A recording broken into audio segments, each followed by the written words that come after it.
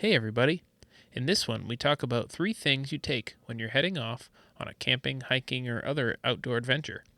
These may not be the 3 most important things, but they are things that are sometimes overlooked at first, or that enhance the general experience.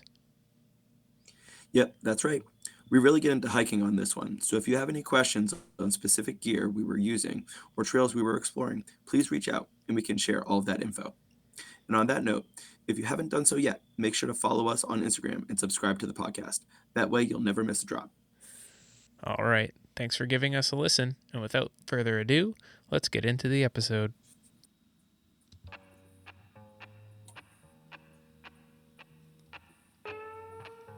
Welcome to the East Coast Hunt, Fish, Hike podcast. I'm Pat Carroll, hunter, fisherman, and general outdoor enthusiast. Join me and my brother Mike as we share tactics, recount stories, and plan our upcoming outdoor adventures. Welcome to the East Coast Hunt, Fish, Hike podcast, your home for stories and tactics in the woods and on the water.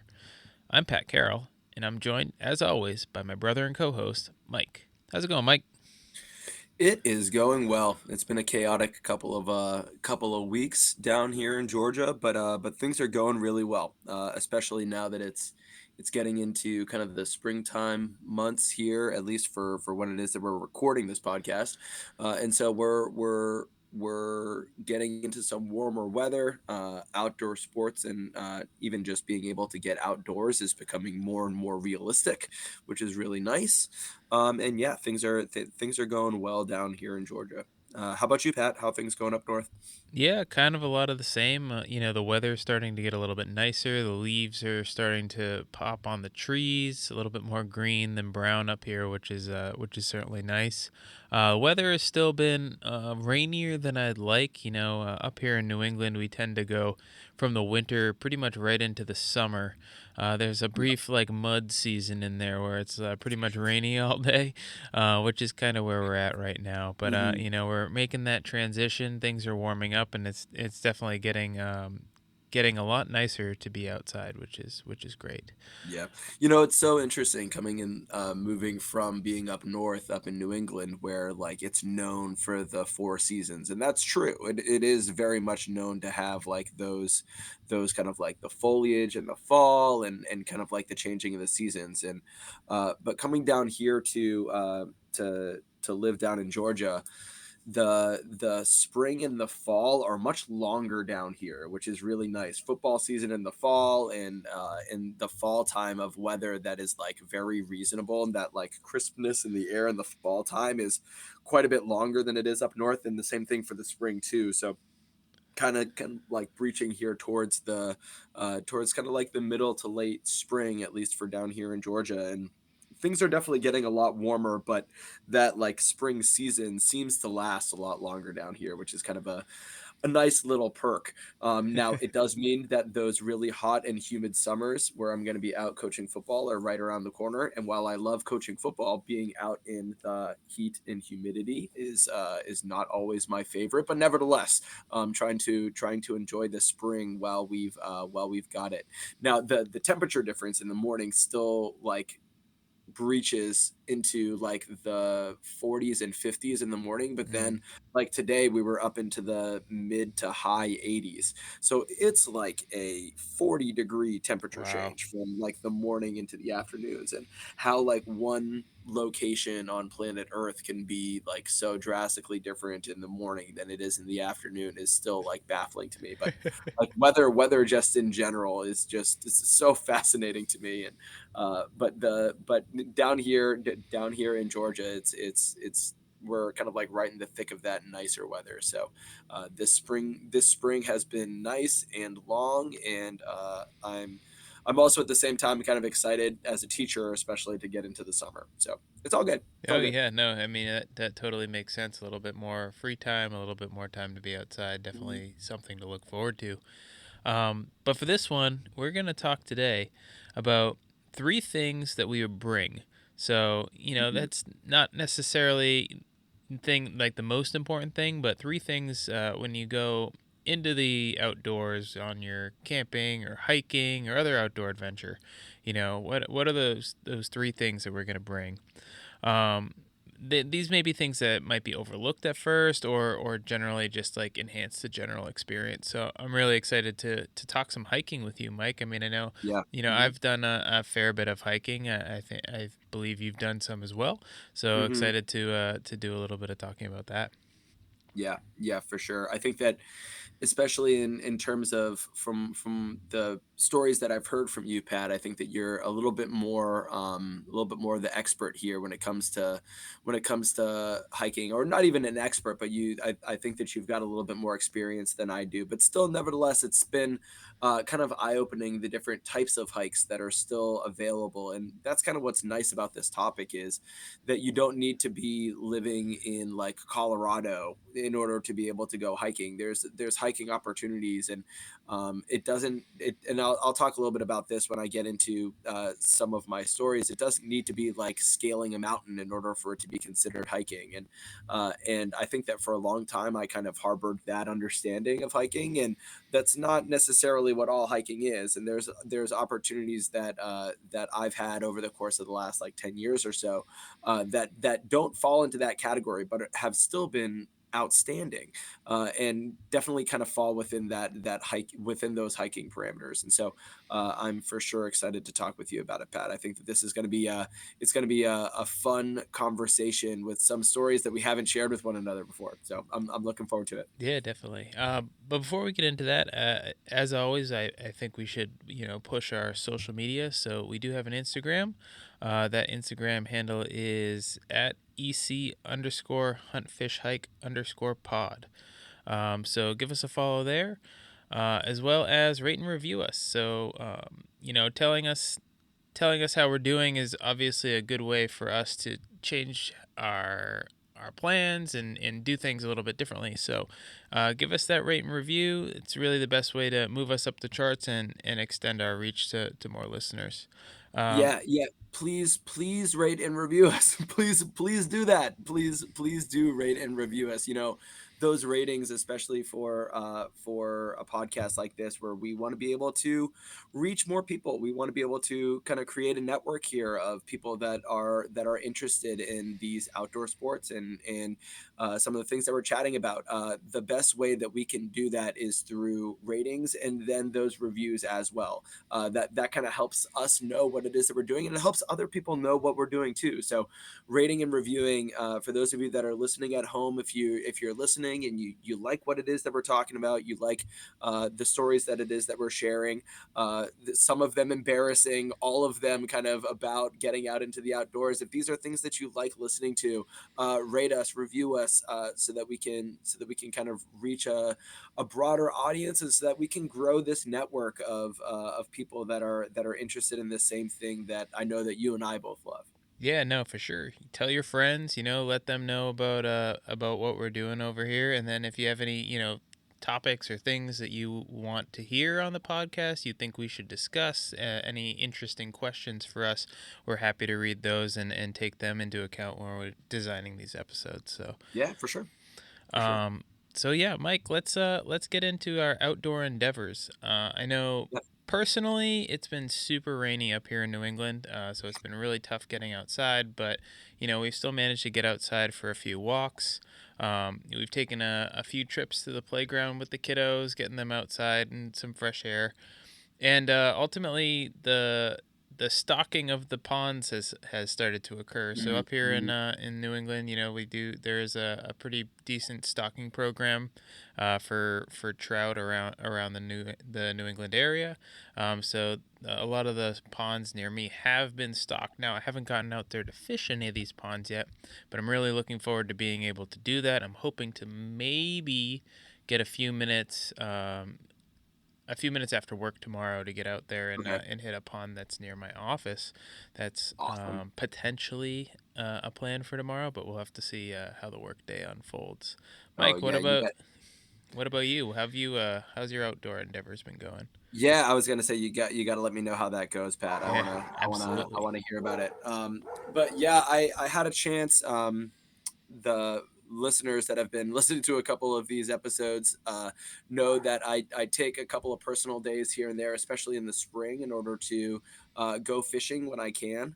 And so I had another opportunity to do that. I took a day off and got up to Lake Lanier again to get onto the lake and do a little bit of paddling, and do a little bit of fishing. I was out there about an hour later than I wanted to be, which is unfortunately becoming a little bit of a trend as I'm trying to get up to Lanier. I'm just not quite able to get out onto the lake quite as early as I want to, and I think that that's impacting my results as well. I didn't catch anything again, and I had been catching things every time I had gone up to Lanier, and so to get skunked twice in a row now was definitely a little bit frustrating. But it was still, even though I didn't catch anything, it was still awesome to get out there on the water. Um, Pat knows this. Listeners at home might not. Obviously, I'm an English teacher, so I'm an avid reader and writer, and so I've been making my way over the course of the year through Stephen King's. Through Pat's recommendation, actually, through the Gunslinger series. And so, while I didn't catch any fish while I was out there on the lake, I did conclude over the course of that day the monstrous behemoth Gunslinger Dark Tower series by Stephen King. So I finished book 7 while I was out there. Well, actually, I was actually in the car coming back to making my way to the driving range from the lake when I finished the Dark Tower series. So that was even though I wasn't able to. Even though I wasn't able to really get myself to a point where I was able to catch any fish, the audiobook that I was listening to of the Dark Tower series was something that I concluded, and so I'll always kind of have that memory in my mind. It's interesting. I was talking with another English teacher at the school where I work, and we were talking about how the more that we listen to audiobooks, it used to be the case that like if I were to be reading a page somewhere, I'd be able to like tell you where on the page like that particular passage had taken place. And if I'm trying to like scan through and find my notes on a passage in a poem or in a collection of poems or in a book or in a novel or in Frankenstein or whatever, Mhm. I'd be able to kind of like locate and tell you on the page like, oh yeah, that's about a quarter of the way through. It was on this page and it was in like the top right hand corner that sentence or that paragraph really like started. Well, now it's almost like the more audiobooks I'm doing, I'm remembering where I am when different passages from these books are coming up. And so it's just interesting that like visually and spatially when you're listening to an audiobook, which is something that I do a lot when I'm out fishing, it's now kind of like transformed to that's something that I'm doing now as I'm kind of like paddling around, and I can tell you where on Lake Lanier I was when these different events are happening in the book, which is kind of cool That is and kind of cool. but nevertheless, I didn't end up catching anything, but I did make it to the driving range. I fixed the slice that I have in my swing at least to a Hey, certain there you degree. go. And so yeah, it was a really good day off from work. And then we have kind of like a field day. It's kind of like our founders day, if you will. That was this past couple of weeks. It was like 2 weeks ago, but it was since our last podcast. And it's kind of like an opportunity for there's like student bands and stuff that play all throughout the day. There's different like tournaments, dodgeball, soccer, softball tournaments and stuff like that. And I like playing like I kind of like dabbling at different kind of like sports here and there. And there's always a faculty ultimate frisbee game. Oh, fun. And so we have kind of like a faculty team, and there's faculty teams for all of those different tournaments and stuff. And so on our field day, I started with a little bit of ping pong, but the tables were packed. So I ended up going and playing a little bit of pickleball. And then I went from there to play a little bit of ultimate frisbee. And I ended up playing with another one of my colleagues.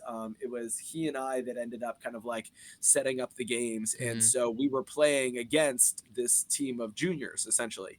Um, and man, I ended up getting injured. Oh, I ended up no. like going up for a frisbee toss, and it was one of those things where it was probably about like 10 to 15 yards in front of me, but I could like see it all playing out in front of me, and so I kind of like went up full speed and kind of like jumped up for a frisbee, unbeknownst to a very large junior boy who was kind of like coming across the field in the other direction, and we collided Oh no. midair going up for this frisbee, and I came down hard, and my leg was really hurting me afterwards. And so it was one of those things where I kind of like I tried to play it off as it didn't hurt all that much, but it definitely hurt. And so I kind of made my way over to the side and talked with this other faculty member of a friend of mine that we were kind of like chatting and watching the rest of the game. We kind of like tapped ourselves out so that we could chat, and then went back in, and probably definitely shouldn't have gone back in to play a little bit more, but I wanted to kind of tough it out because I was having so much fun. Yeah. Anyways, the this like ultimate frisbee tournament ends, and I could barely walk. Oh. I mean, I was at a point where I was like, shoot, and I'm thinking, of course, myself like, oh my gosh, my wife Catherine, she's gonna be like, what did you do when you were out there?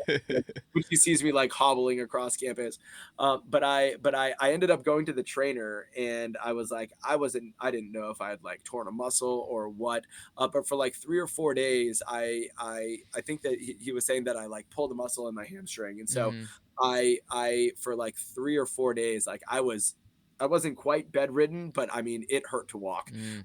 and it was very very painful. And so a couple of days afterwards, I was talking with Catherine, I was talking with my wife, and she was like, well, that's what you get for going out and playing with these kids that are half your age. And I was like, I was trying to do the math in my head. I was like, what? There's no way that they're half my age. And I even said, I was like, they're 17 years old. They're not Yeah, half my like, age. And they were like, and Catherine was like, Mike, that means that they're like exactly half your age. And I was like, oh my gosh, you got to be kidding No. me. So it's this like simultaneous moment of like the like twisting the knife in the wound that like, Mhm. gosh, did I feel old? And of course these kids are actually like, even when they're juniors, they're still half my age. Not only do you feel old, but you are old. Yeah, That's no, no, absolutely, absolutely. But yeah, I mean, ultimately, no pun intended. But it was a lot of fun. It was a lot of fun, and that's always a day that we look forward to on campus. So yeah, little bit more for my outdoor endeavors as of recently. I got out on the water, did a little bit of golfing at the driving range, and then my Chanel day woes of ultimate frisbee. But I'm walking now, and I'm back at it. So Hey, that's great. I'm glad glad it hasn't handicapped you too bad there. So no, not too that's much, awesome. not too All right. Let's get into the three things that we would bring. So, as I said before, we're going to be mostly talking, hiking, backpacking, camping, but obviously a lot of this stuff is also going to apply to, hunting, fishing in some instances, much. right? I mean, I know when I'm hunting, I always have, a pack and boots and different things that I bring along with me. So, there is a lot of carryover there for sure. Hmm.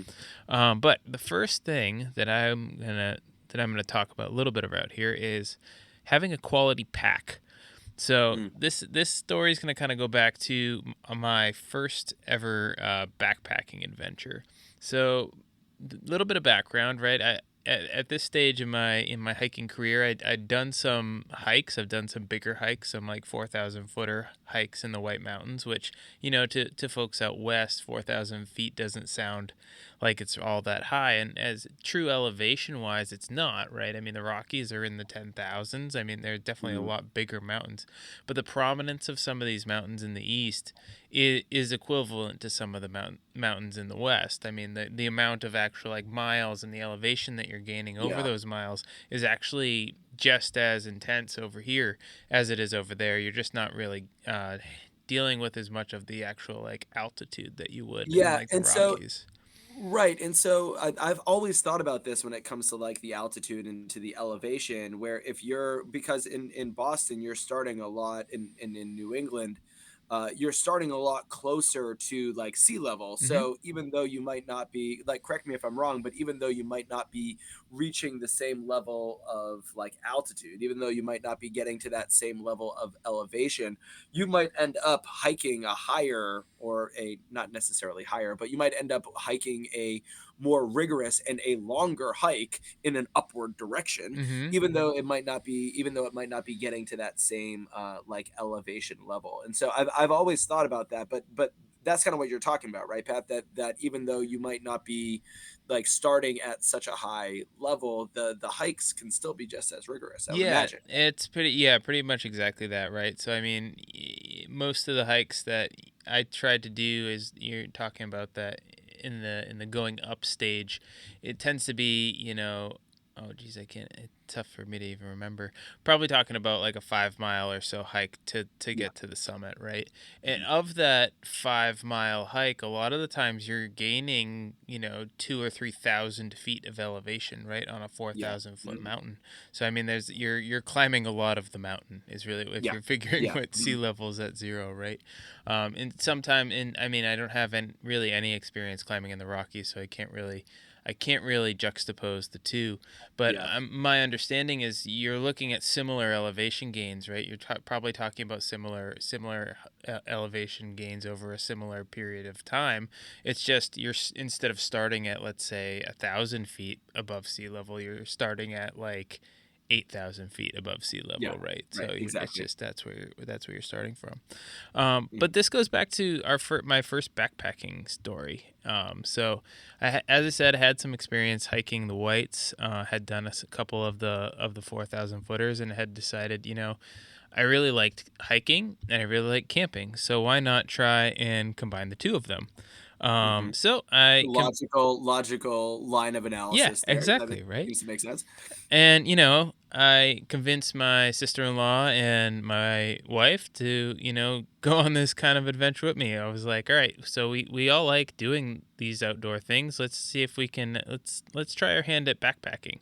So we managed to track down my wife's sister's old backpack. So this is like a backpacking backpack, probably like a 70-liter pack, but it was probably, even at this stage, probably about 20 years old. Maybe a little bit less than that, like 15, but still, this is not Yeah. like a new lightweight pack. I mean, Not a it spring was big. chicken It in the was. world of packs. Oh, Yes. absolutely not. It was large. It was heavy, but it had the capacity to hold what we needed, so that was good. So we had that backpack and then a couple other day packs. So we packed everything into the large backpack, and then I was the one who was carrying that. We strapped on all the sleeping bags like to the other backpacks, so they're just like kind of dangling off the side. And then we used a 3-person like Coleman dome camping tent, so it's the same one that you would use like car camping, and like stuffed it into the backpack, and kind of went from there. So, which, if you know anything about backpacking, we were probably carrying a solid like 5 to 10 pounds more of equipment than we needed to, Yeah. in hindsight. But, it was the first time we had never done it before. So we were, figured let's use what we have and see how it goes. So uh, the trip was going to be up. I don't remember exactly what path it was going to be, but we were hiking up to the Kinsmans. So these are 4,000 foot mountains in the White Mountains, kind of like right near Cannon. So Yeah. these I'm familiar with peaks, Canon. yeah, these Mhm. peaks actually run along the same ridge line as Cannon. And if Okay. like once you get to the summit of I think North Kinsman, if you walk basically like a mile and a half down the ridge line, you're at like the top of the ski lift for Cannon, more or Yeah. less. Mm. So it's like that same like elevation gain. But the cool Yeah. thing about this hike is that first, you go probably up about a mile and a half, and you reach this like kind of mountainous lake. So there's like this Okay. huge lake with like what they call them the AMC huts. So they're on the Appalachian Trail. There's the Appalachian Mountain Club in New Hampshire, and they staff these huts, which are basically areas where you can go and pay like a fee, and then they'll cook you food. You can sleep there overnight, and then you can continue your hike. They're kind of like a little bit more like luxe accommodations for the backwoods, but it also Yeah. allows you to not have to carry like a tent and cooking stuff with you as well. Yeah. So pretty cool. So we hiked up to this like kind of bigger lake. We stopped into the hut, used the bathroom facilities that they had there, and continued our trip up the mountain. Once we get to the top of of the Kinsmans, like right before the summit of the Kinsmans is actually another lake, which is where this tent site is. So Right. there's an actual like backpacking tent site there. There's like three or four platforms where you can like set up your tents, and basically get everything squared away, and you camp there and have a great night.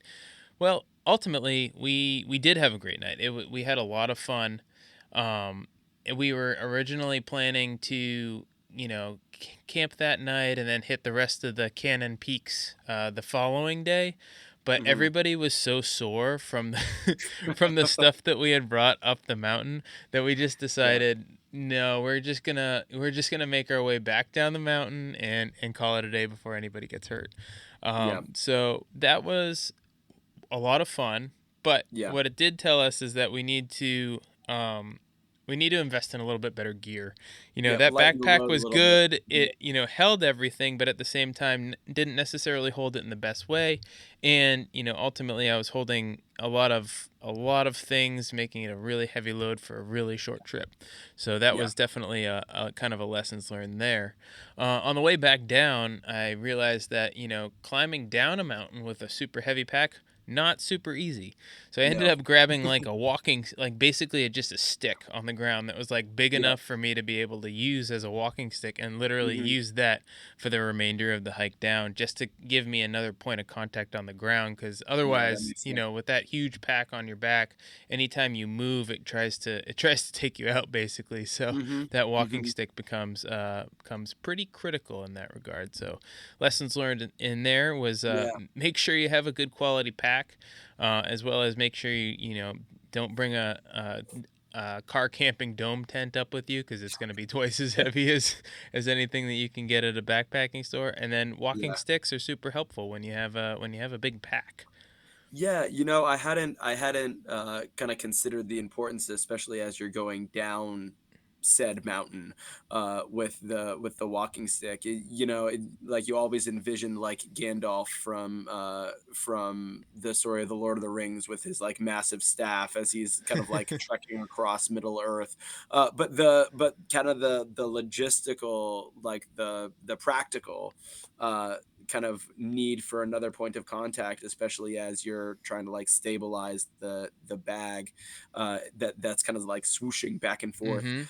Is it definitely is kind of like practical enough to need to pick something up off of the well the good news is that there's plenty of sticks Yeah, as yeah, you're walking, I would absolutely. imagine. So you just got to find one that kind of fits well with what it is that you're trying to do. Let me just ask you, do you think that you kind of like successfully quit while you were ahead, or do you think that you guys had pushed it too much on, like, as a result of, were you guys so sore when you were coming back down the mountain that it was like, yeah, we probably pushed it too much on that first day? Or do you think that you kind of did it right in the sense that you did what you should have on that first day, and then kind of quit while you were ahead and lived to hike another day, for lack of a better phrase?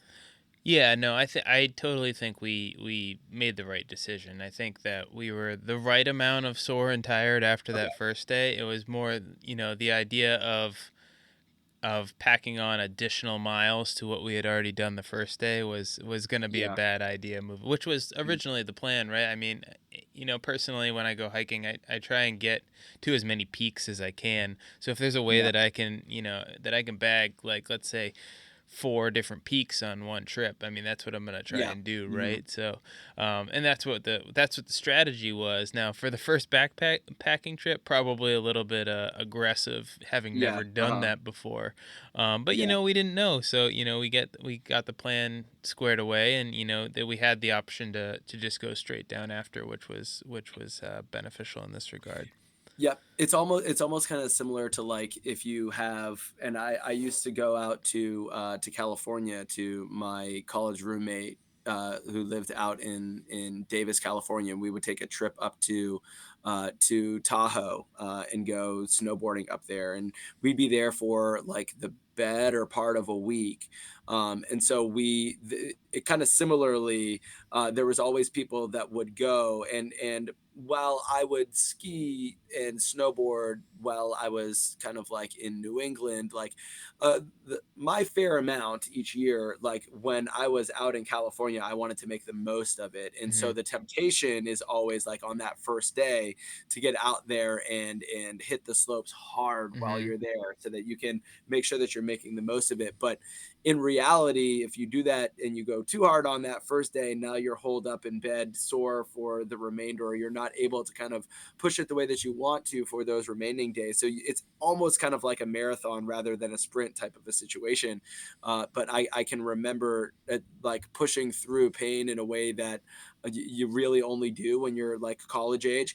When I was out in California, but I see kind of a similar thing going on with your hiking here, Pat, where it's like, if you kind of push it a little bit too much on the earlier side, you don't have you're not able to do as much as you otherwise would have if you kind of like pace yourself a little bit more. So maybe there's a little bit of a lesson in there, to those listening at home, to try and I guess pace yourself maybe a little bit, especially when you're early on in kind of like the hiking game, as I know I am at least, and it sounds like you were in this story, to kind of like make sure that you're not biting off more too much more than you can chew.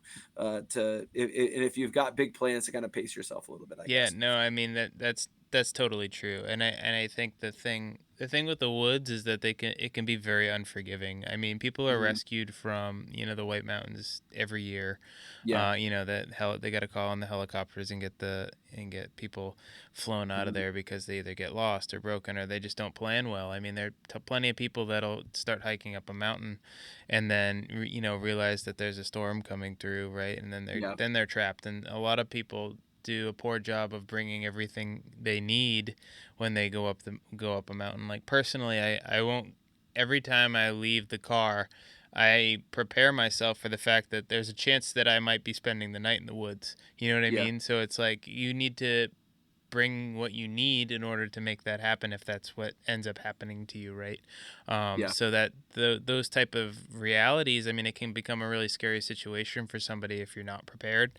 So it Hmm. having the information, doing the planning, and making sure you're one, physically prepared, that the challenge isn't going to be too much for you, as well as mentally prepared, for maybe having to say, I have to turn back now because we're either running out of daylight, the weather Yeah. conditions aren't very good, or my body's just not up to the challenge.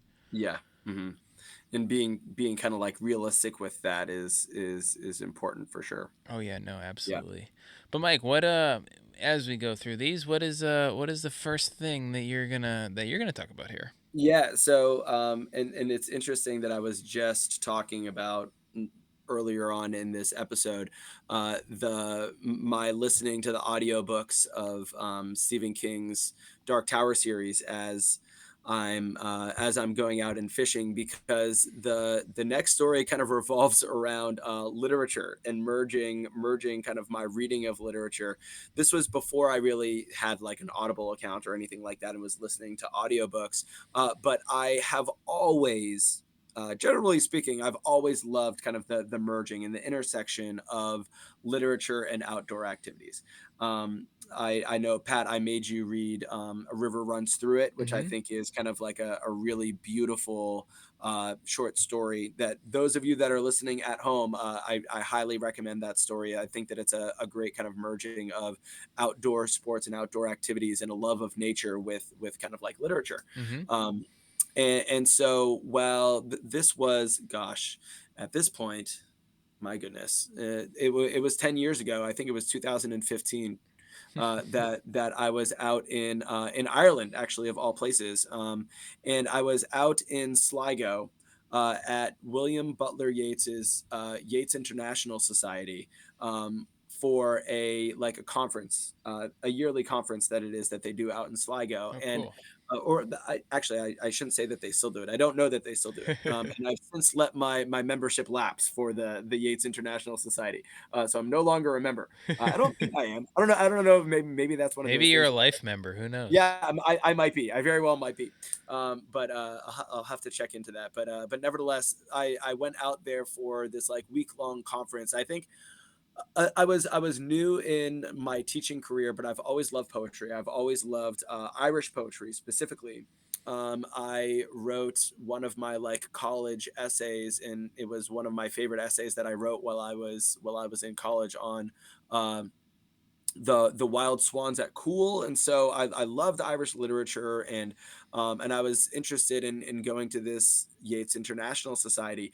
I was also looking to not quite start grad school yet, and so this was kind of my way of delaying the start of grad school that I ended up going and graduating from in that very next year, that very next summer. I ended up starting my summers at Breadloaf, Mhm. which is where I ended up earning my master's degree from. But I didn't want to start it just yet, and so I used this as kind of like my delay tactic, because the school where I work wanted for me to start working towards my master's, but I said, aha, I'm going to join the Yates International Society, and that's going to buy me another year, and I get to go back to Ireland in order to do it.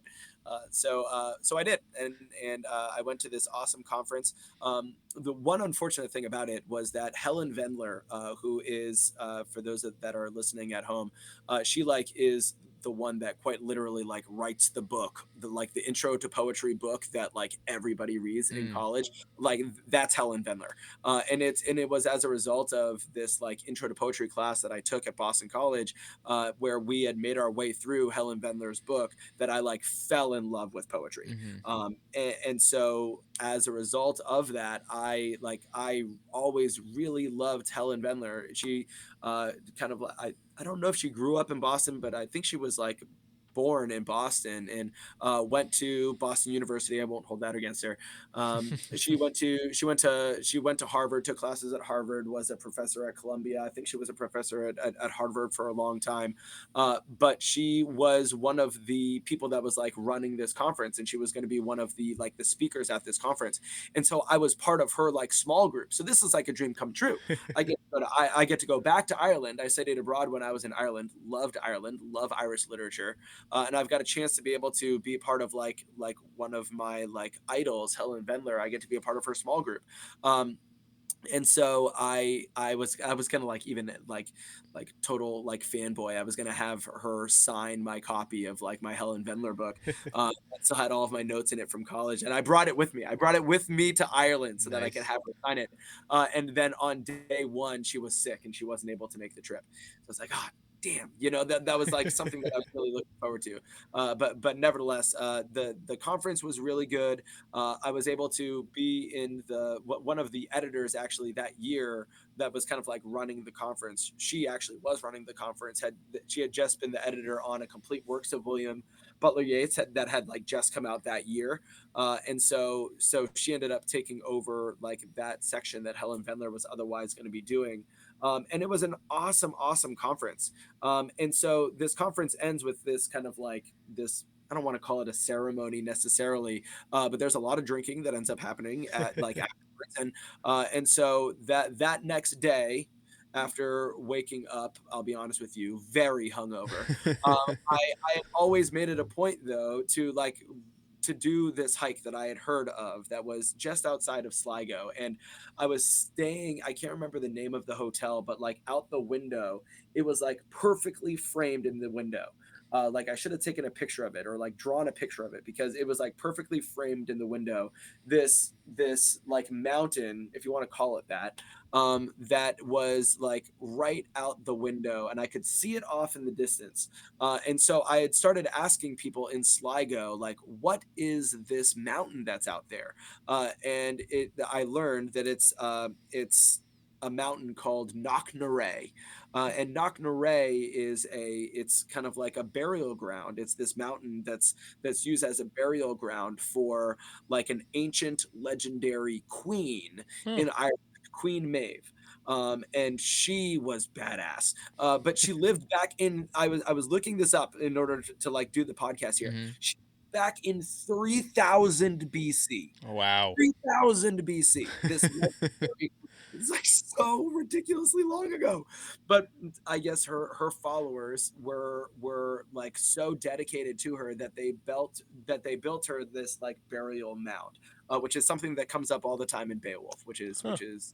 for those of you that are listening at home, you know at this point, I'm sure I've brought up my love of Beowulf before. Do a lot of writing about Beowulf, but there's like mounds and burial grounds that are talked about an awful lot in that poem. And so this was kind of like something that I was seeing right out my window, and you can actually like hike the mountain.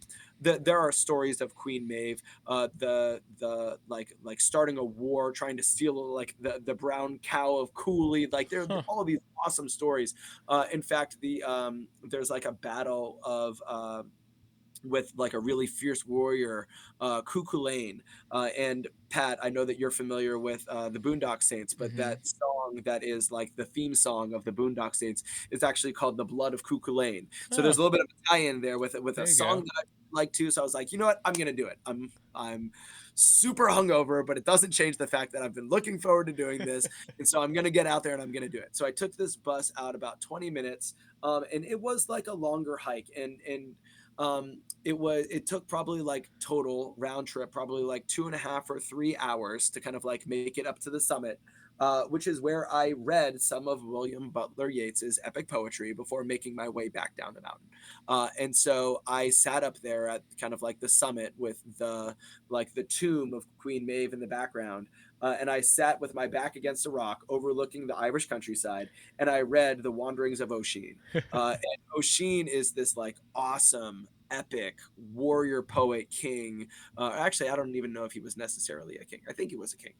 Nevertheless, he's like this like literary character in Irish mythology and literature that I have like since fallen in love with, and I'll always remember that moment of kind of like having my back up against the rock there and looking out over the countryside as I'm kind of like paging through. And it was super super windy and actually quite and so I was going through it pretty quickly as I The was sitting. book's like flying away in the wind while you're Yeah, reading it. exactly. It's like fluttering in the wind for sure.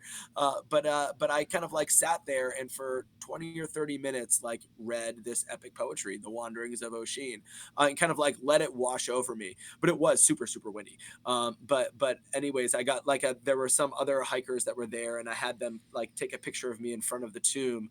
And I think it was perhaps as a result of how windy it was, but I bought an Irish knit sweater that I still have before boarding the bus and making my way all the way back to Dublin, where I spent the night with a friend of mine who had studied at BC and that was at my abroad program when I was studying abroad. He was an Irish citizen, an Irish student, Connor Phelan. So Connor, if you're listening, thank you for taking me in after that long bus ride back home to or back to Dublin.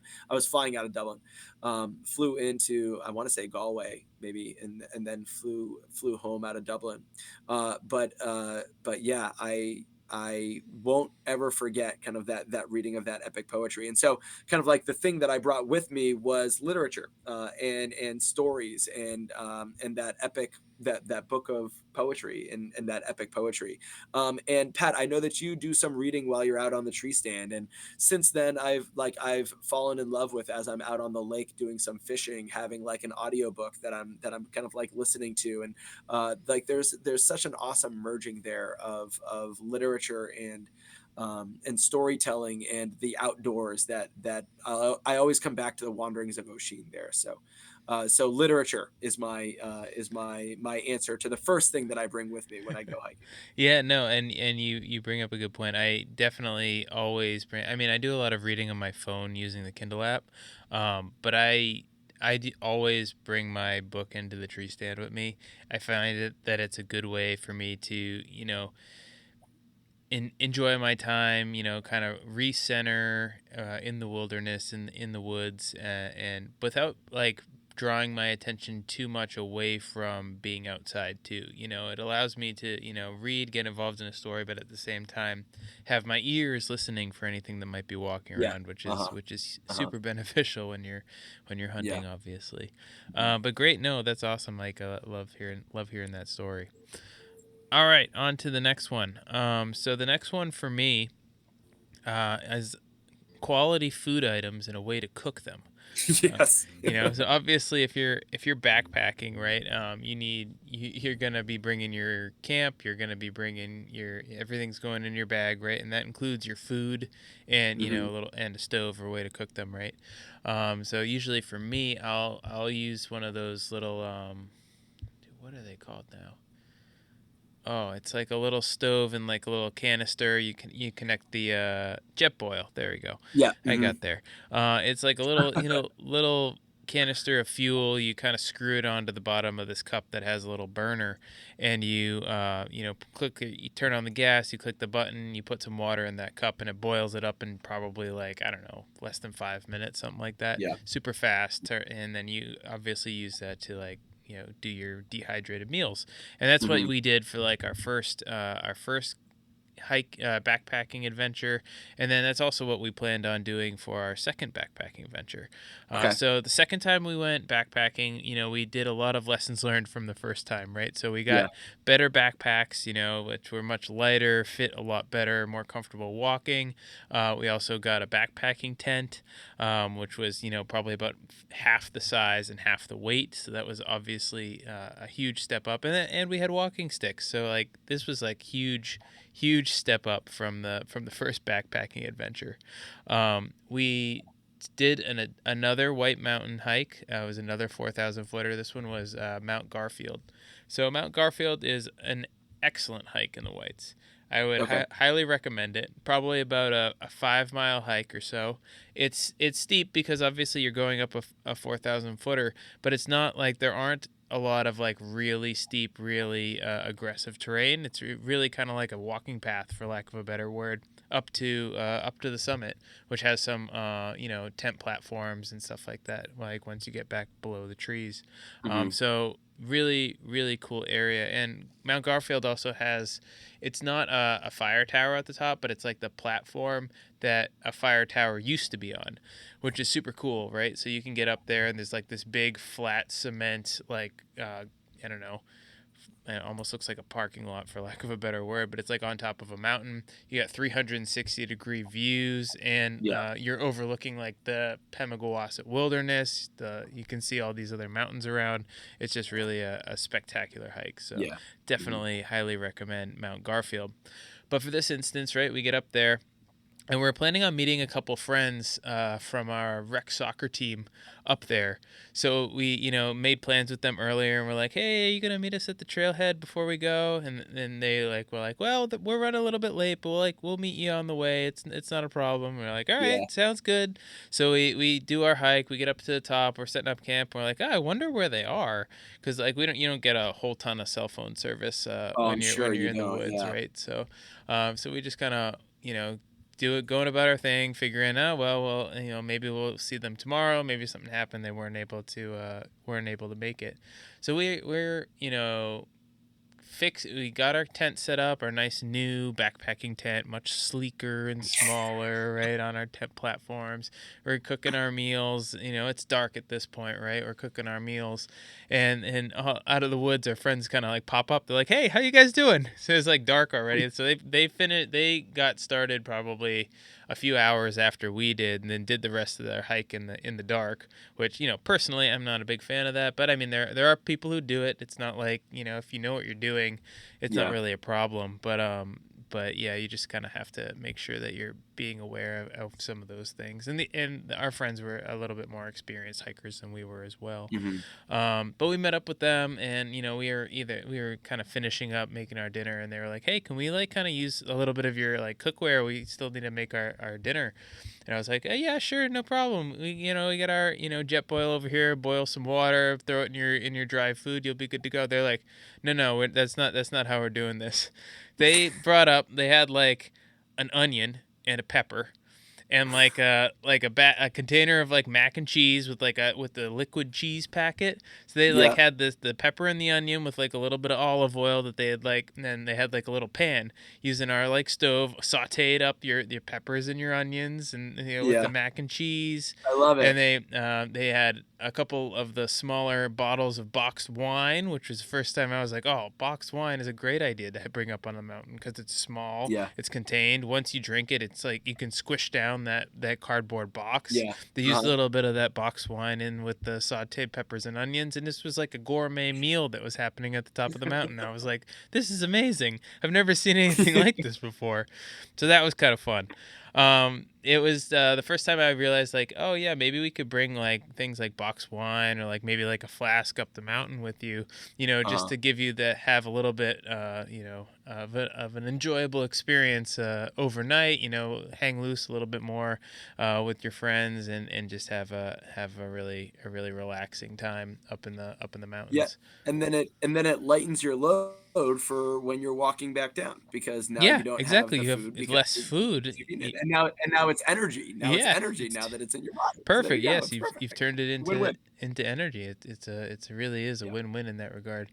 Yeah, that night was a lot of fun. We had a really good time. That was just an up and down kind of hike, but the weather Yeah. was perfectly clear that evening, and there's like this big rock at Mount Garfield where you can just kind of like lay out and look up at the stars, and it literally feels like the stars are like all around you because you're like up on a mountain, and it's just Super cool. so clear and dark because there's not a lot of other light impending Light that. pollution or anything like Yeah, that. Yeah. exactly. So it's super fun hike. Highly recommend Mount Garfield. And if you're backpacking, it doesn't necessarily mean you just have to eat those dehydrated meals. There's definitely some Yeah. options to get gourmet on the top of the mountain.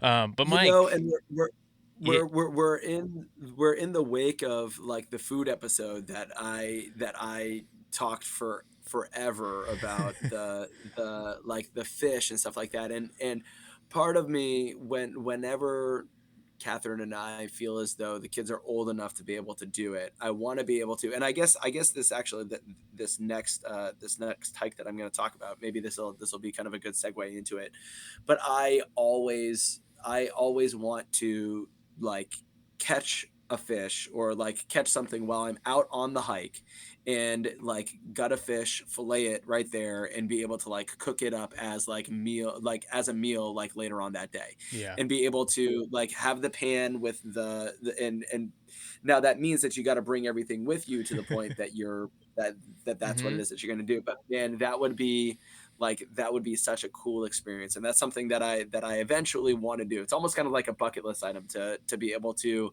while I'm out camping or out on like a hike or something like that, be able to catch something, fillet it, and be able to like eat it right there on the trail or at the top of whatever mountain it is. Or I just think that would be so cool. yeah, no, But that so that would be really fun to be able to do that. And actually, that yeah, first hike I was talking about, the Kinsman hike, there's two different lakes. Now, I don't know what they have for fish in them, but if you were to bring like one of those telescoping rods up there yep. with you, Hmm. I think you'd Hmm. definitely be able to catch something in one of those two lakes. So that might be the hike for you if you're looking to catch something and eat it right there.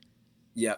We got to wait for the kids to get a little older, Pat, and then we gotta convince the wives to bring the whole family out there. Well, you'll bring your clan, we'll bring ours. We'll go, we'll do the hike, we'll do it all, and we'll be able to check that off the You know, bucket you list. know, Mike, that AMC hut that's right there, it's really, I mean, it's a strenuous hike to get there, but it's not long. It's probably only about a half mile to get to that first hut, and it does have a There lake you there, go. so that might be that might be it. We can make this happen, Pat. We can make this happen. But it's so interesting that we're talking about like the water source and everything being right there because the next hike that I'm going to bring up now is actually the Chattahoochee National Reserve, which there are a lot of places where you can kind of like put into the Chattahoochee River. And I've paddled the Chattahoochee River a lot of times with a couple of my friends, Stephen Vickery, if you're listening. Like, thank you for taking me out onto the river. A couple of those stories, like when I rolled my ankle and stuff like that up in Dahlonega, that's all Stephen Vickery. But he's taken me out onto the Chattahoochee a number of times, and the night where we ended up being in the Chattahoochee, when we ended up tipping over the canoe was actually decently close to this story that I'm about to tell here, in terms of geography. But the all along the Chattahoochee River, there are paths and trails, and they never really go up all that high in terms of their elevation. I mean, Atlanta's already at 1,000 feet, and so they don't really go all that high. These points that are kind of like along the river. In fact, they're quite flat. But what the gear that I'm going to talk about is actually my daughter. So my daughter, when she must have been probably like a year old or like just coming up on a year old, and so we had family that was down like surrounding the lake trip that we always do during the summer, and so we, as kind of like an extended family, went out to the Chattahoochee River, and I think that this was as a result of my father-in-law that really wanted to do kind of like a family hike. And even though we knew that it wasn't going to be strenuous, we knew that it was going to be like decently flat. We wanted to kind of like get the family together. We had so many family that were down from New Hampshire and Tennessee and from various places in Georgia, like all here to like around the Atlanta area, and he really wanted to do a hike. And so we were trying to think about how it is that we could make it work, and we have like a carrier, like a chest carrier, that for my daughter that Catherine, my wife, and I wanted to what we wanted to be able to be a part of it, and we wanted to be able to make it work. And so this hike that we did was kind of like my introduction into the idea that a hike doesn't necessarily mean like you're scaling a mountain. A hike Yeah. can be still flat along trails, like still out in nature, and you can still hike for a number of miles and still be able to be out there in nature and like get your heart rate up, and you can still be like doing a strenuous hike, especially when you have your daughter strapped to your chest. But it kind of introduced me to the idea that hiking doesn't necessarily need to be a mountain. Kind of like you had started off this episode with, Pat. You don't have to be out in Colorado or out in like the Rockies to be doing a hike. You can do a hike even as it's along kind of the inlets of the Chattahoochee River. And so the Chattahoochee Reserve, the where we were hiking, kind of like the entry point is maybe a mile and a half from my house now. Now we weren't living in this house at the time, but it's maybe a mile and a half from our house now. It is like super close, and it is one of the places that I intend to launch from when I put the kayak in to be fishing along the Chattahoochee, either there or just like 3 miles down the road. Hmm. But it's very close to where it is that I plan on doing quite a bit of fishing. And of course, as we're walking along this hike that we ended up doing, I keep peeking over and being like, "Ooh, that'd be a really good place for me to put the kayak in," or "Ooh, that'd be a really good place for me to drop a line in and start fishing." But nevertheless, my father-in-law, we went down there with like 7 to 8 grandkids, and so. Now my in-laws were in town from Hampton, from up in New Hampshire, and so they had their youngest is maybe a year older than my daughter, but when it comes down to it, we had like 7 to 8 grandkids that were there, and so many of them were strapped to their various fathers, as we were kind of like making our way down the path. But at the end of the day, we had like the entire extended family, or a great deal of the extended family, out there on this awesome hike, and so it was so much fun. And we've since inherited like the pack that my brother-in-law was using for their youngest, and so it's kind of like been passed down through the family, as we kind of made our way through it. But I just in a similar way to like I always think back to that moment with my back along that rock at the summit of Knocknarea. Like I keep thinking back to this moment where my daughter, who's now 3 years old, going on 4, was like asleep on my chest as I'm like doing this walk, and like trying to like take my steps very carefully as she has my Oxford University like beanie on her head. And so like I'm taking pictures as we're walking, and like I'm there like talking in a hushed voice with my brother-in-law and stuff, and gosh, it was just so awesome. And that experience kind of like again opened my eyes to the fact that a hike doesn't necessarily need to be super strenuous as you're scaling a mountain. I mean, this was slow paced with a lot of the grandkids that are very young, and we were there with the whole family, but it was so much fun. And I've done some more strenuous hikes. I've gone to higher elevations in various hikes that it is that I've done all over the country, and in like over in Ireland. I hiked Bray Mountain over in Ireland, and but like there's something about this like low elevation. I mean, it's probably the lowest elevation hike that I've ever done.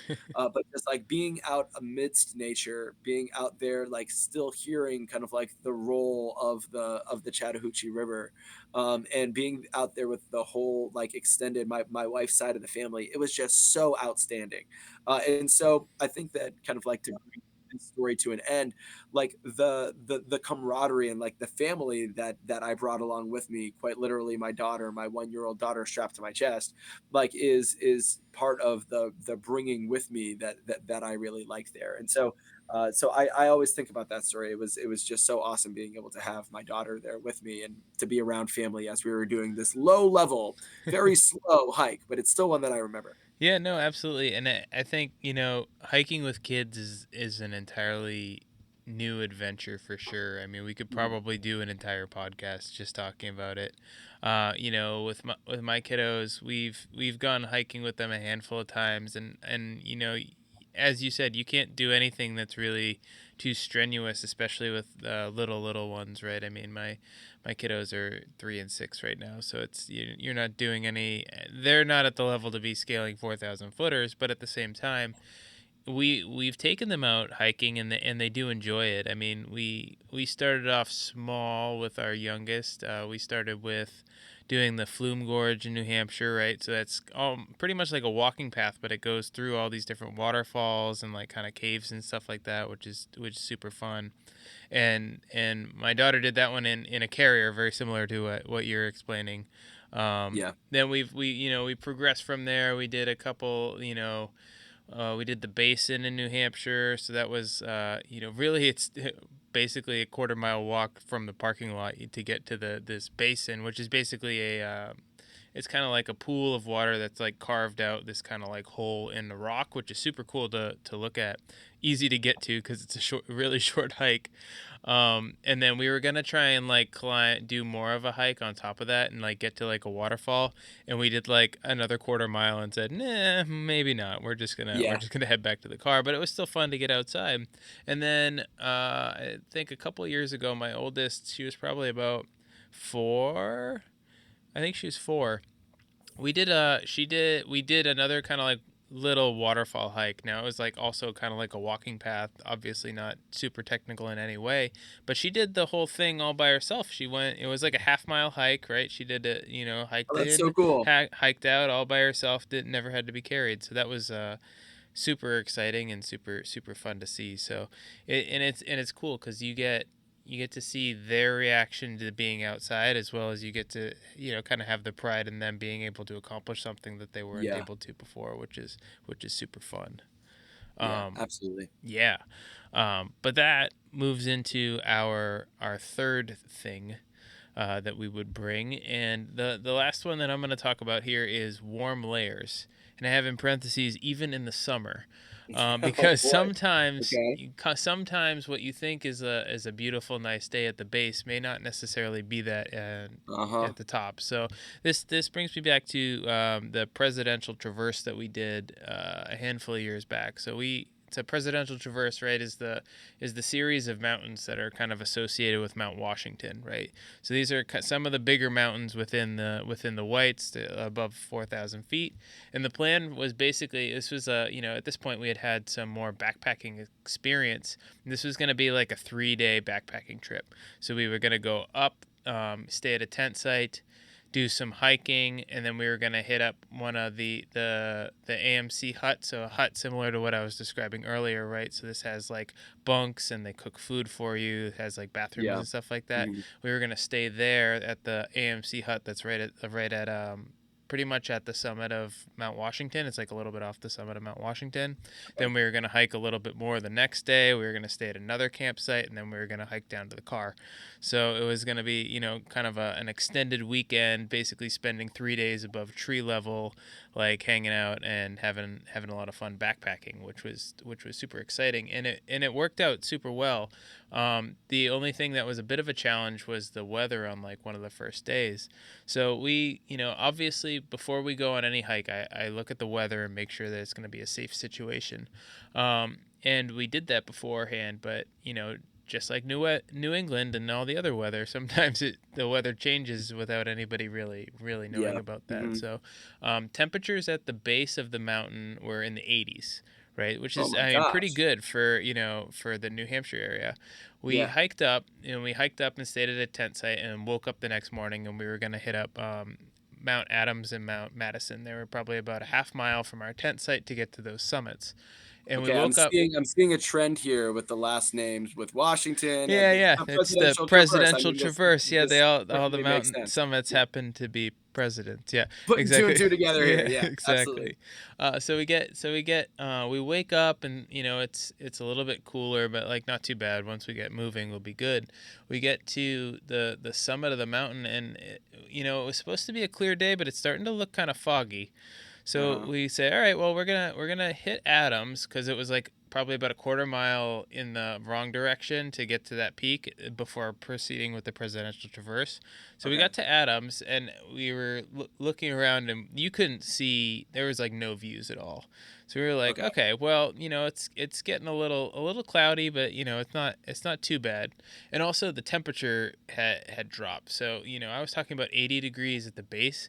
It was like in the 40s at the top of the mountain, Which is which is not which is just crazy. So we were prepared, right? It's not That's like, Georgia fluctuation. That's yeah, exactly what I was talking about earlier on. It's ex- like the it's in opposite, really, right? the 80 to high 40, yeah. exactly. It's like the reverse. It's the But reverse. I mean, when I'm backpacking, I always prepare for the worst, right? So in Yeah. this instance, right, we had puffy jackets, we had rain jackets. So you take your puffy jacket, you put it inside your rain jacket, and then you more or less have a winter coat, right? So we weren't Yeah. in any sort of dangerous situation. But at the same time, if we hadn't brought those puffers, it would have Yeah. been real cold at the summit, and it would have been Mhm. potentially problematic. We continued with the traverse, and we got to the summit of Madison, and the fog is so thick that you cannot see like more than, like, I don't know, let's say 10 yards in front of you. So like Yeah. you're at the summit, you can't see anything. So which is a Yeah. little bit of a scary situation, because you need to be able to, I mean, it's an exposed summit, right? It's not like there's trees or anything like that. It's just rocks. So you need to Yeah. be able to see the markings on those rocks in order to be able to find your way down. So we Yeah. ultimately, found the one, and then you'd get on that one, and like you could only see one at a time. So you couldn't see It's like what path you were like going. So you'd kids go to going one, tunnel. and You're then you'd trying to like find look your next around. breadcrumb. Yes, no, literally exactly what it is. You'd go like your 10 feet, and then you'd look around and try and find the next one, and you'd spot it, and you'd walk to that one. And we did this until we Oh finally my got to gosh. a little bit further down, where the fog wasn't quite as crazy. So we that definitely took a little bit longer than we were Oh, for anticipating, sure. and we ended up skipping there was Jefferson, which is the peak that's kind of like right next to Mount Washington. We would have needed to go up an additional, like, it was like a more or less a half-mile detour to get to the summit Okay. instead of kind of skirting around the outside. And because it took us a little bit longer to make it through that fog, we were a little bit behind schedule, and we're concerned that weren't going to make it to the hut before it got dark. So we kind Yeah. of just Uh-huh. scooted around the outside of that mountain and made it to the AMC hut in time for dinner. Okay. Used those bunks, got a good night of sleep, and woke up for the next day on the presidential traverse. And we woke up the next day, and it was like sunny, blue, clear skies, and like perfect, like 60 degrees. It was like probably the nicest weather you could imagine. We looked over, and I forgot this part. As we were approaching the AMC hut, it was like all this foggy, and then all of a sudden the clouds like broke, and the hut was like standing in front of it. It was like a movie. It's It was like an crazy. oasis in Yes, the desert. exactly. It was Yeah. like the clouds broke, the hut was like was right there with like the light shining on it, and that was like our destination. It was amazing. But the rest of the traverse went perfectly well. It was a beautiful day the next day, like Yeah. bluebird skies. We woke up and you could like look down the mountain ridge line all the way for the next three peaks, which Yeah. just amazing and definitely something I would recommend for any hikers or backpackers out there. The Yeah. Presidential Traverse is certainly a once in a lifetime experience, and I would highly recommend that. Yeah. Now, combine those two stories that you've just told here. How much like food are you bringing for? Because now we're not just going up for one day. We're not even going up for like an overnight. This is going to take a couple of days as you're like prepping for this. So, to what extent are you bringing food? Do they have food that's available in these cabins for you guys, or what? To what extent are you like? Are to what extent are you packing your bag full of like food for you to be able to like sustain yourself Yeah.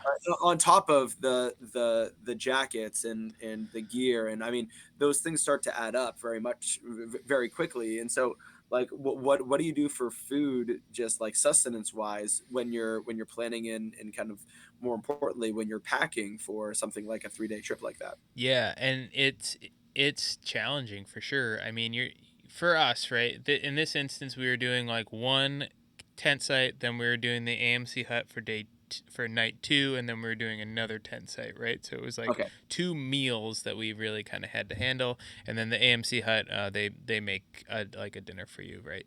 So Gotcha. that was Okay. that. In this instance, that's kind of how we're doing. But you're totally right. Like I mean, those are just the dinners. You're also talking breakfast. You're also talking lunch. You're also talking like any food that you need as you're going over this trail. And obviously, you're burning calories the whole time. Oh You're yeah, outside. It's absolutely. either cold or warm, depending on what the conditions are. You're Yeah. walking. I mean, we were probably. I mean, we weren't averaging a lot of distance. I mean, it was a pretty leisurely time frame compared to some folks who do the Presidential Traverse. I mean, some people will do it in like a day, Yeah. so which is, I mean, to me is insane. But I think I like that like 12 to 15 mile range tends to be what I like for like a full Yeah. day of hiking. It's not a Um, lot. I mean, it's not a that's ton, a but I mean, you're yeah. also that's like outside of elevation gain, right? So the first day, Mm. usually I'll try and have it a little bit less mileage wise, but you're also going to probably be going up like 3,000 feet.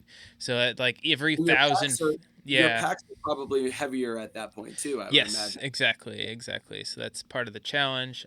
For me, usually for lunches, for me, I was doing like I brought like a small jar of peanut butter, and I do like peanut butter and tortillas, a few granola bars. You know, something that's going to give you high calories for the weight that you're carrying with you. Yeah, that makes sense. You know, breakfasts usually like some sort of oatmeal, adding some peanut butter to that as well. A Yeah. lot of peanut butter. I mean, I like peanut butter, so I mean that's helpful. But yeah, no, I mean, you got to be careful about how much food you're bringing. You want to make sure you have enough, but at the same time, everything that you're bringing, you got to carry with you. So you don't want Yeah. to be carrying too much. And when I was talking about that last story about, you know, kind of fancying up our meals and so on, we did kind of do that for the first night because that was, you know, we weren't going to have to carry it that long, right? So we brought it up and consumed it on the first evening, so we didn't have to carry it the rest of the way, right? And then by the Mhm. last night, when it was, you know, we'd already been hiking for, you know, a few days, that's when we were using the freeze dried meals, which are ultimately lighter, a little bit easier to pack, a little bit easier to put together once you got to that like day three timeline there. Yeah, that makes sense. But Mike, on to the Yeah. final of the three. Yeah, and so I think that this will probably be kind of like the most traditional of the hikes. Certainly not as like romantic, if you will, as Knocknarea, and not as kind of like low elevation as the Chattahoochee River. That's like the drop in point is, or the like put in point for the kayak is like a mile and a half from my house. But every summer, the family on my wife's side, we go up to South Carolina. We've got like a family lake house there, and Gosh, it's maybe like an hour to an hour and a half drive from the lake house into kind of like the mountains of it's still at the base of the Appalachian Trail, but Table Rock Mountain is in South Carolina, and so we did like another family hike out to Table Rock in South Carolina, and this once again was at the kind of the whim and the request of my father-in-law, and my mother-in-law also wanted to do this hike.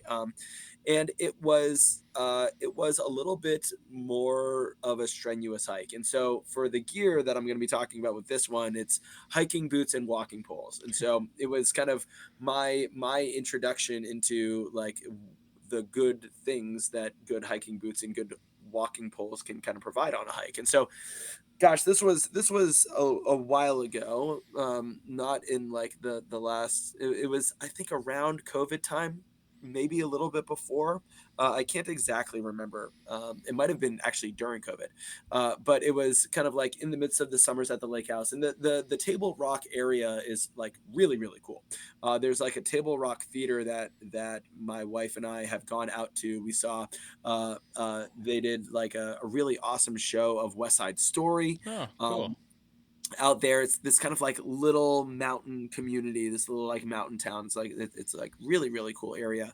But it was kind of like a medium intensity hike that we were out there for maybe 3 or 4 hours, kind of like snacks along the way. But this was a hike that didn't have as like clear cut of a path, Mm, like that Chattahoochee like river. The Chattahoochee River Reserve is like it's a very clear path that it is that you're walking. The Knocknarea, one actually thing that I didn't mention is that it's like it winds its way up this low elevation mountain. I think that it's only up to um, like 1,000 feet or so. It's not all that high, but the path that you walk ends up almost like spiraling your way up this mountain hmm, up to the top. And over the course of this path, there are some beautiful moments where you're kind of like walking through near like wilderness, and they have these like steps, these wooden steps that have been kind of like placed onto the ground as you're kind of like making your way up, and it's this like really cool. This is all for Knocknarea. Now mhm, for Table Rock, that's not the case. That a lot of the paths are not as well defined, and as a result, we while we're there with a lot of the grandkids, the older grandkids, mind you, we didn't have the 3 year olds at the time that were on this hike, but some of the older grandkids were here for the hike, and we were trying to be mindful of kind of the rockiness of the terrain and the intensity of the terrain. And so it was definitely a hike that was a little bit more intense than some of the other ones that I had mentioned up until this point. But footwear was important as a result. When the path isn't quite as well defined, the like footwear is important. I think that I might have actually borrowed a pair of my father-in-law's like hiking boots, hmm. and so I think that it was either right after this trip. It might have been right before, and they might have been my own hiking boots. But I do think that I used my father-in-law's. With kind of the understanding that okay, like for the next like holiday, this is going to be a gift that I'm going to be getting. But it was great, and it was one of those things where it's like, man, had I been trying to do this in like normal sneakers, like it wouldn't. I would have been slipping all over the place. Mhm, And so like the importance of good footwear is certainly quite important. And not just footwear, but like footwear that is designed for hiking, because like the weight of it can certainly impact it as well. You don't want to necessarily be hiking in like construction boots or steel or like steel toe boots. Like mhm. there's a difference in footwear, and it can make a really big difference.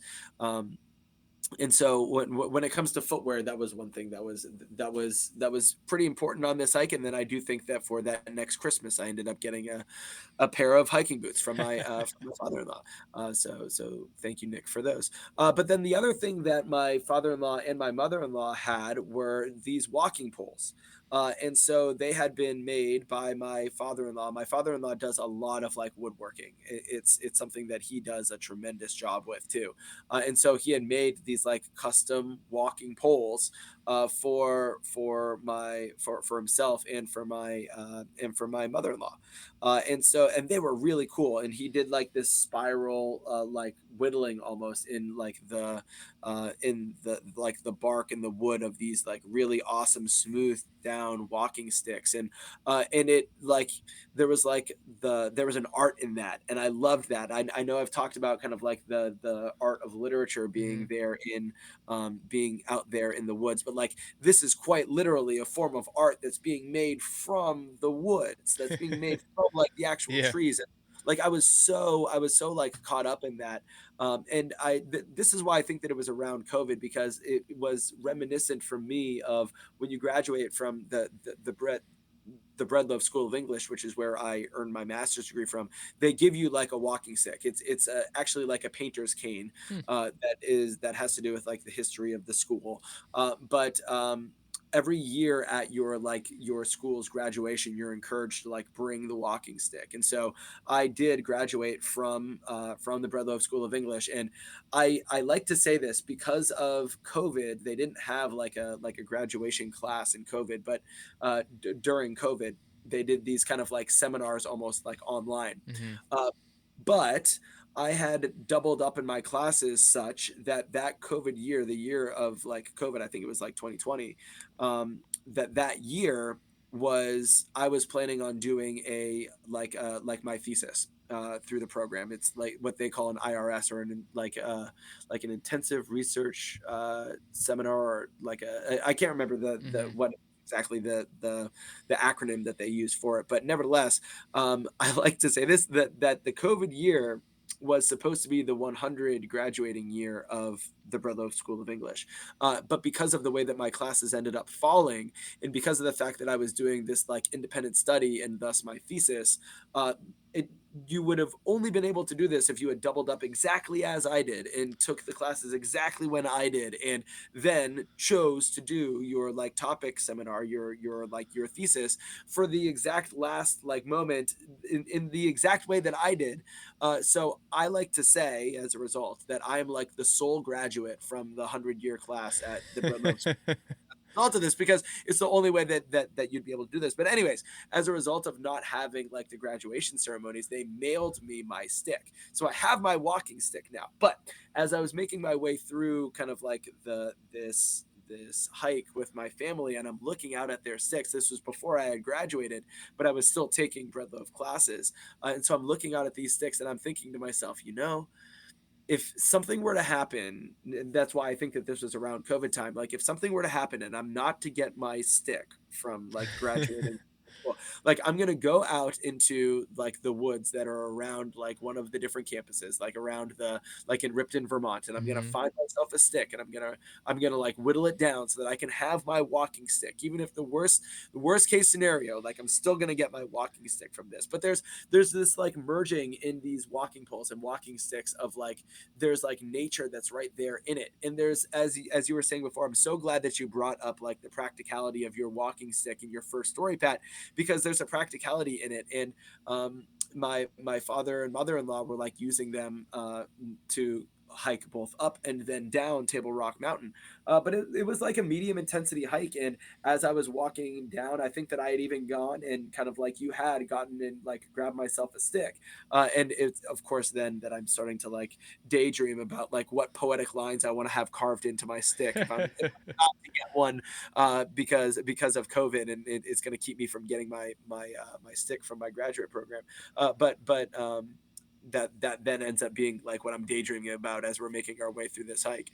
But it was an awesome hike, and it was kind of like of a good level and intensity for kind of where a lot of the family was at that time, and we loved it. And I still think back to that one for the practicality of the boots and for the poles certainly, but also for kind of the kind of like added intensity of it, because the path wasn't as well defined, and it was a little bit of a longer hike, and we chose a couple of paths intentionally that were a little bit more intense. And as a result of the gear that we brought this time to kind of match that intensity, it was a lot of fun. And so yeah, that's kind of the third and probably the most traditional of the hikes that I'm going to be mentioning here. But it was awesome, and it was a lot of fun, and it was great to be able to be out there with family. Yeah, totally. And you mentioned boots, and that makes me think of two just real quick stories around boots. The first one being just one time when I was going on a hunt. So this was just a normal hunt around my area. And I got in the car. I was ready to go. I got to the site, and usually I get dressed like in the car before I head out into the woods. And I was wearing a pair of my like just yellow construction boots to the woods, and I turned around to grab my hunting boots, and they weren't in the car. Oh They no. were still at the house. So I was like, oh, what am I gonna do? It was like, I think it was like either end of November, early December, one, prime hunting time, but two, a little bit chilly. So I just doubled up my socks and went in with those those construction boots. And I mean, I didn't end up seeing anything, but just the fact that I had those boots on my feet when I left the house enabled me to be able to go hunting. So that Uh, was definitely something for me. Something I always do now is make sure I'm at least wearing some sort yeah. of boots when I leave the house. So then, worst case scenario, if I forgot my There you hunting boots, go. I have something. If I left in a pair of slippers, then I would have been hunting in a pair of slippers, which would have Yep, been yep. a little bit less comfortable. And the other thing was, a handful of years ago, we did a hike of Katahdin. So Katahdin's the highest peak in Maine. Also a really fun hike. Definitely would recommend. But we were hiking up. I think it was called the Saddle Slide. So there's a handful of different ways that you can get to the summit of Katahdin. One of which is this like kind of rock slide, for lack of a better word, of like these kind of hand over hand rock type boulder Mhm. type things that you kind of climb up to get to the top, and then you kind of walk along the ridge line at the top to ultimately get to the summit. But we were hiking up, and we were getting to like the bottom of the where this saddle slide kind of starts, and there was a handful of like a group of a couple people that had flip-flops and like a drawstring bag. And I was like, what are you guys doing? And they were like, oh yeah, we're gonna like climb to the top of the mountain. I was like, I don't know if you guys are gonna make it, 'cause you're wearing like flip-flops. I mean, it was a nice day, but at the same time they were just severely underprepared for the type of terrain that they were about to be handling. So that, you say boots; those are the two boot stories Yeah. that I immediately think of. Flip-flops, yeah, hiking and flip-flops, that's not the ideal footwear. It's No, definitely almost not. kind of like hunting in slippers. Yeah, exactly. Right. But, I mean, yeah, maybe the slippers would be quiet if you're hunting. Maybe if you're like a less intense hiking path, you could get away with flip flops. But I mean, certainly not the ideal, right? right, well, the moccasins, I mean, I feel like that was like an early quiet hunting, shoe that would be worn. So there's a level of practicality Yeah, there, but I do think that during the months that you're hunting, in the region that it is that you're hunting, I can't imagine that slippers tend to be a little bit of a better, indoor footwear than than perhaps an absolutely. outdoor footwear You for mentioned hunting. moccasins, and I've actually had that thought. Like, if I were to have like maybe not in like the middle of the winter, but like would moccasins soften my steps quiet enough that I could sneak up on a deer? I've had this thought, and I haven't put it to work yet, but maybe one of Yeah. these days I'll take the moccasins into You the know woods and you see if know, it's the way to I'd be go. curious to see whether that works for you, Pat. I was bringing it up as a joke, but, maybe there's something to it. There might be something to that. Very good. Well, we've made it through our three things that we would Yeah. bring. Mhm. I think we certainly got a lot of good hiking stories here. Anything else to add before we call it on this one? No, no, I loved this. This was awesome, Pat, and this brings up so much of what I love about outdoor sports. That level of kind of like storytelling. This idea was kind of like born out of the things they carried, which is the collection of short stories by Tim O'Brien. That oftentimes the thing that it is that you're carrying doesn't have very much to do with like the actual hike itself. And so I appreciate, Pat, you kind of like coming on this storytelling journey with me. That was kind of like a nugget of an idea that I think that we kind of like branched out here to be able to talk about something that we love, and to get at some of that storytelling that I love so much. So so thanks for coming on this journey with me, Pat. It's been a lot of fun, and I know that I definitely don't have the like the expertise with I don't have the expertise with like anything really when it comes to when it comes to anything. I'm just gonna stop that there. Like what do with the exception of like an Anglo-Saxon epic poem, what with the exception of Beowulf, like what do I really have any sort of an expertise in?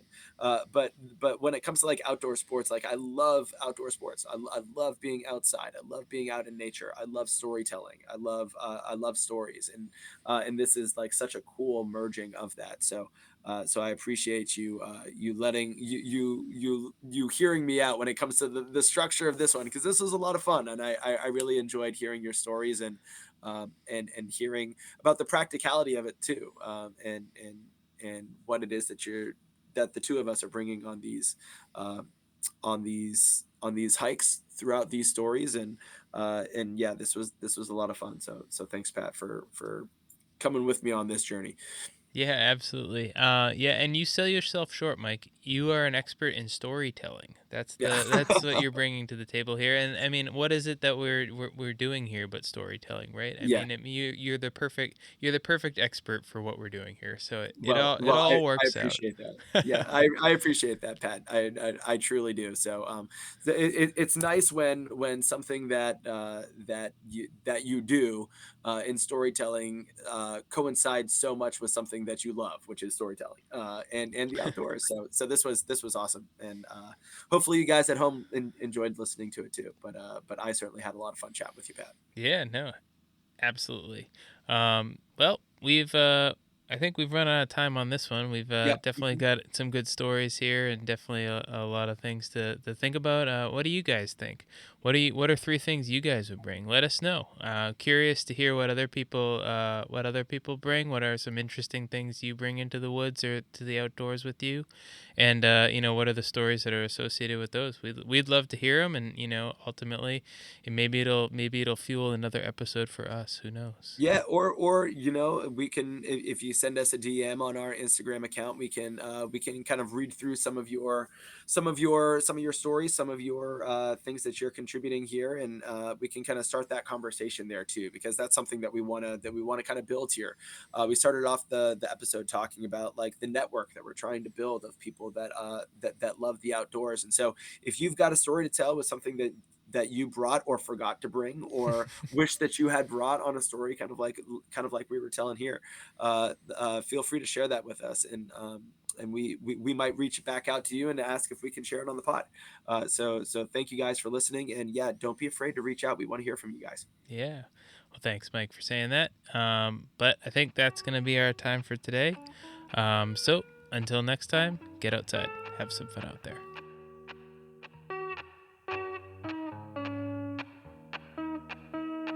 Thanks for listening to the East Coast Hunt Fish Hike podcast. If you have questions, comments, or have an idea for an episode, feel free to follow us and reach out over social media. Don't forget to rate, review, or tell your friends about the podcast. And until you hear from us again, get outside, have some fun out there.